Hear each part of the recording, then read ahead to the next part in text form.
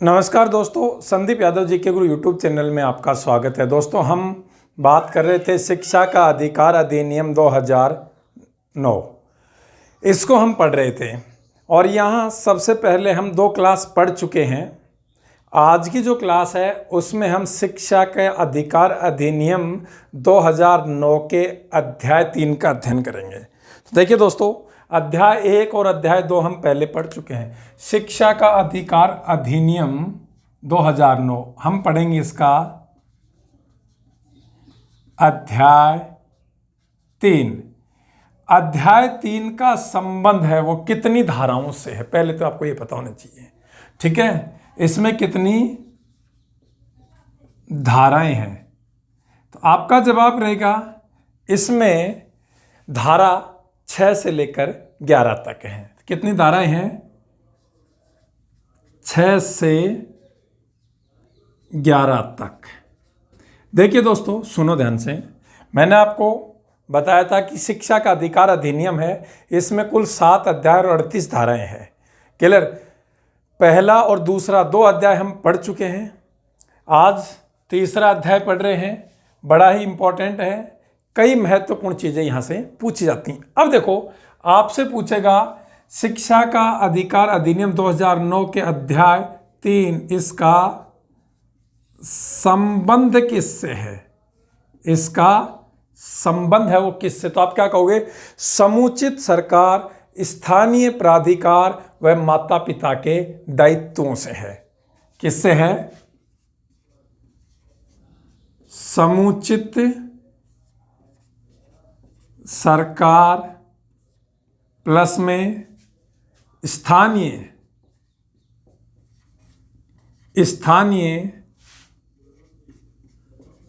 प्राधिकार प्लस में माता पिता के दायित्व है।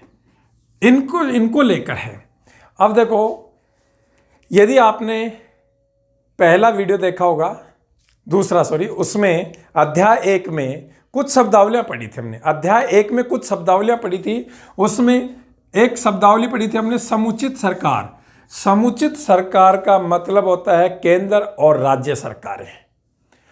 दूसरा, स्थानीय प्राधिकार। स्थानीय प्राधिकार का मतलब है स्थानीय स्वशासन, और स्थानीय स्वशासन में नगर निगम, नगर पालिका, नगर परिषद, पंचायत समिति, ग्राम पंचायत और जिला परिषदें आती हैं। उनका और माता पिता का दायित्व है, क्लियर, कि वो अपने बच्चों को शिक्षा दिलवाए। इनमें क्या क्या कहा गया है सुनना। धारा 6, एक एक धारा को पढ़ना।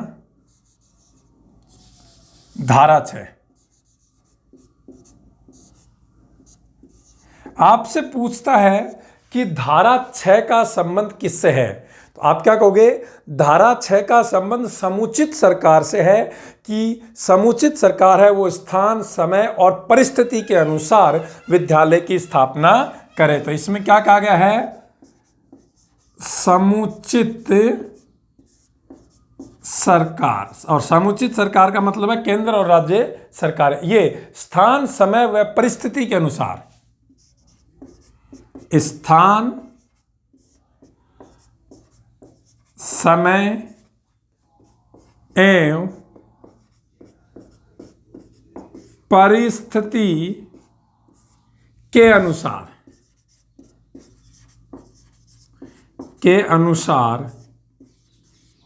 विद्यालयों की स्थापना करें। विद्यालयों की स्थापना करें। क्लियर? तो इसमें लिखा हुआ है कि समुचित अच्छा, ये क्या लिख गया? विद्यालयों। ध्यान से सुनना। विद्यालयों की क्या करे? स्थापना करे। ठीक है। इसमें क्या कहा गया है? सामान्यतः इसमें क्या कहा गया है? सामान्यतः कक्षा 1 से 5 तक के जो विद्यालय हैं वो 1 किलोमीटर के दायरे में, और जहाँ पर बच्चे हैं या पॉपुलेशन है उसके 1 किलोमीटर के दायरे में हो, तथा कक्षा 6 से 8 तक के जो विद्यालय हैं वो 2 किलोमीटर के दायरे में हो। ये बात कौन से अनुच्छेद में कही गई है या कौन सी धारा में? 6 में। क्लियर? तो धारा 6 आपको समझ में आ गई होगी, इसका स्क्रीनशॉट आप ले सकते हैं। धारा 6 के बाद हम बात करेंगे धारा 7 की। एक एक धारा को समझते चलो, आगे बढ़ते चलेंगे। ध्यान से सुनो। धारा 7, धारा 7 का संबंध किससे आपसे पूछे तो क्या कहोगे?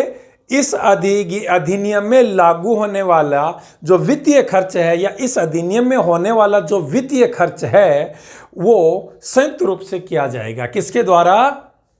समुचित सरकारों द्वारा। तो ध्यान रखना क्या कहा गया है कि इस अधिनियम में, और अधिनियम कौन सा है? शिक्षा का अधिकार अधिनियम 2000 जो बच्चों को निःशुल्क प्राथमिक अनिवार्य शिक्षा उपलब्ध करवाता है। इस अधिनियम में जो खर्च होगा उसे समुचित सरकारें संयुक्त रूप से करेंगी। समुचित सरकारें संयुक्त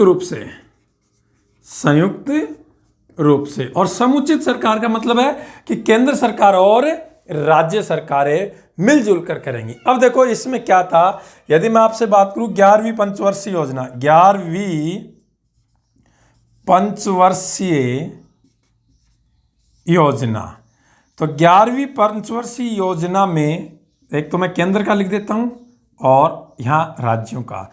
11वीं पंचवर्षीय योजना में केंद्र सरकार है वो 55% खर्च करती थी और राज्य सरकारें हैं वो 45% खर्च करती थी। इस निःशुल्क शिक्षा के अधिकार अधिनियम के तहत जो भी खर्चा होता था कक्षा 8 तक के बच्चों को निःशुल्क शिक्षा देने के लिए, उसमें केंद्र सरकार 55% और राज्य सरकारें 45%। फिर देखो 12वीं पंचवर्षीय योजना, 12वीं पंचवर्षीय योजना में इसको थोड़ा सा बढ़ाया गया और केंद्र सरकार इसमें 65% खर्च करने लगी और राज्य सरकारें 35% खर्च करने लगी। आपको पता है 2017 के बाद ये पंचवर्षीय योजनाएं बंद कर दी गई थी और ये जो शिक्षा का अधिकार अधिनियम 2009 है इसका भी 2017 में पुनर्गठन किया गया था। क्लियर? उसके तहत एक समिति थी, अनिल बोरदाई समिति। अनिल बोरदाई समिति की सिफारिश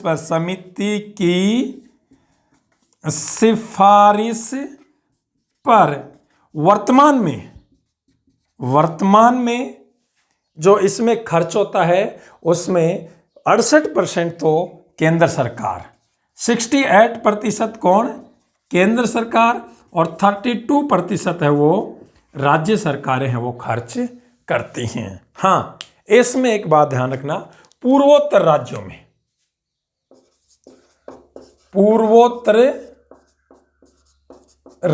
में आप जानते हैं पूर्वोत्तर राज्य कितने? 7, जिन्हें 7 सिस्टर्स कहते हैं। इन पूर्वोत्तर राज्यों में जो खर्च होता है वो 90% केंद्र सरकार देती है और 10% है वो राज्य सरकार, यानी कि 90-10 के प्रतिशत के आधार पर वहां खर्च किया जाता है। अब एक बार ये भी समझ लो कि पूर्वोत्तर में वो 7 राज्य कौन कौन आते हैं। तो आपने ये हमारे भारत का मानचित्र देखा होगा, अति सुंदर सा। और ये पूर्वोत्तर जिसमें 7 सिस्टर्स आते हैं, इसमें एक तो ये सिक्किम, दूसरा ये अरुणाचल प्रदेश, तीसरा नागालैंड, चौथा मणिपुर, पांचवा मिजोरम, छठा त्रिपुरा, सातवां मेघालय और बीच में ये असम। क्लियर? इसमें से सिक्किम को थोड़ा सा इग्नोर किया जाता है, ध्यान रखना। तो ये सारे के सारे राज्य इसमें आते हैं पूर्वोत्तर में, और इन पूर्वोत्तर राज्यों में 90-10 का है वो आंकड़ा है खर्च करने का। ठीक है? तो ये कौन से में है? शिक्षा का अधिकार अधिनियम की धारा 7। ठीक है। धारा 7 के बाद मैं आपसे बात करता हूं धारा 8 की। आपको पता है इसमें 6 से लेकर 11 तक धाराएं हैं। आप समझते चलो क्या क्या कहा गया है, बहुत ही आसानी से। यहाँ से क्वेश्चन आ जाता है ऐसे कि शिक्षा के अधिकार अधिनियम 2009 के तहत पूर्वोत्तर राज्यों में जो भी इसमें खर्चा था उसमें केंद्र और राज्य सरकारों के वहन करने का प्रतिशत कितना है, तो आप क्या कहोगे 90-10 का है। वर्तमान में अपने भारत में बाकी राज्य हैं उनमें शिक्षा के अधिकार अधिनियम के तहत जो खर्च होने वाला है उसका प्रतिशत का डिवाइडेशन करने वाली जो समिति थी वो कौन थी, अनिल बोरदाई समिति। और उसके अनुसार कितना प्रतिशत केंद्र कर रहा है और कितना प्रतिशत राज्य, आप कहोगे 68% केंद्र कर रहा है और 32% राज्य। अब देखो धारा 9 की बात करते हैं, सॉरी धारा 8 की बात करते हैं। धारा 8, धारा 8 में क्या बात कही गई उसको ध्यान से सुनना। इसमें कहा गया कि समुचित सरकार का दायित्व है कि वो शिक्षा, विद्यालय, विद्यालय भवन और प्रशिक्षित टीचरों की या अध्यापकों आदि की उपलब्धता करे या उनकी व्यवस्था करे। इसमें भी क्या कहा गया है कि समुचित सरकार, और आप जानते हैं समुचित सरकार का मतलब है केंद्र और राज्य सरकारें दोनों। समुचित सरकार इसका है, इसका दायित्व है, और क्या दायित्व है कि वो शिक्षण सामग्री प्लस में विद्यालय और विद्यालय भवन और प्रशिक्षित अध्यापक इनकी क्या करे, व्यवस्था करे। क्लियर? ये किसका नैतिक कर्तव्य है? ये समुचित सरकारों का नैतिक कर्तव्य है कि वो इनकी व्यवस्था करे। ठीक है, ये बात धारा 8 में। अब देखो छोटी छोटी बातें, धारा 9 यही बता देता हूं। धारा 9, धारा 9 में क्या कहा गया है, ध्यान से सुनना। सॉरी, धारा 9, धारा 9 में स्थानीय प्राधिकार के कर्तव्य बताए। और स्थानीय प्राधिकार में क्या कहते हैं, देखो यहां लिखा था, हमने पहले लिखा था। हाँ, स्थानीय प्राधिकार में स्थानीय स्वशासन आता है, मैंने बताया था, जिसमें नगर पालिका, नगर परिषद, नगर निगम है, जिला परिषद है और पंचायत समिति और ग्राम पंचायत हैं। इसमें स्थानीय प्राधिकार के कर्तव्य,